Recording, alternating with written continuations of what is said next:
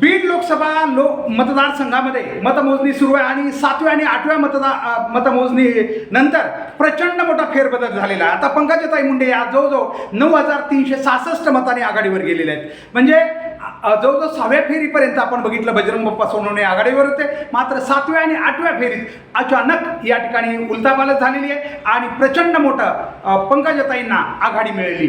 ती आघाडी जवळजवळ 9,366 मतांची आहे. आणखीन फेऱ्या जवळजवळ 28 ते 32 फेऱ्यापर्यंत ही मतमोजणी चालू राहणार आहे. मात्र तत्पूर्वी आपण आता 7व्या फेरीमध्ये नेमकं काय झालंय, 7व्या फेरीमध्ये जी मतसंख्या होती ती कशी होती आपण बघूया.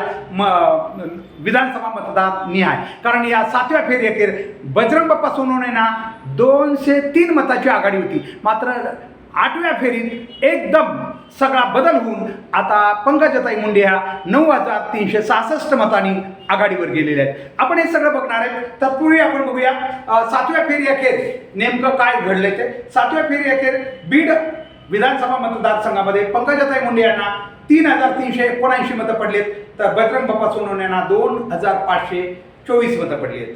गेवराई विधानसभा मतदारसंघामध्ये 7व्या फेरी अखेर पंकजाताईंना 2,858 मतं पडलेली आहेत, तर बजरंग बाप्पा सोनवणेंना 4,533 मतं पडलेली आहेत. माजलगाव विधानसभा मतदारसंघामध्ये 7व्या फेरी अखेर पंकजाताई मुंडे यांना 2,821 मतं मिळाली, तर बजरंग बाप्पा सोनवणे यांना 4,633 मतं मिळालेली. आपल्याला एक दिसेल की माजलगाव मतदारसंघानं बजरंग बाप्पा सोनवणे यांना सातत्यानं आघाडी दिलेली आपल्याला दिसते. बाकी मतदारसंघामध्ये दोन्ही उमेदवार कमी अधिक झालेले आहेत. परळी विधानसभा मतदारसंघ ह्याही मतदारसंघानं पंकजाताईंना खूप साथ दिलेली आहे.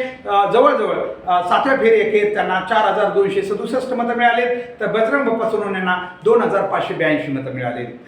केज मतदारसंघामध्ये इथंही 7व्या फेरी अखेर पंकजाताईंना साथ दिली. केज विधानसभा मतदारसंघानं 4,241 मतं पडलेली आहेत, तर बजरंग बाप्पा सोनवणेंना 3,333 मतं पडलेली आहेत. आष्टी विधानसभा मतदारसंघात चांगली लीड पंकजाताईंना मिळाली, त्यामुळेच ही लीड अचानक कमी झालेली आहे. ती म्हणजे आष्टीमध्ये पंकजाताईंना 4,480 मतं मिळालेली, तर बजरंग बाप्पा सोनवणेंना 3,257 मतं मिळाली. एकूण 7व्या फेरी अखेर मिळालेली जी मतं आहेत ती पंकजाताई मुंडे यांना 22,046 मतं मिळालेत, तर बजरंग बाप्पा सोनवणेंना 20,862 मतं मिळालीत.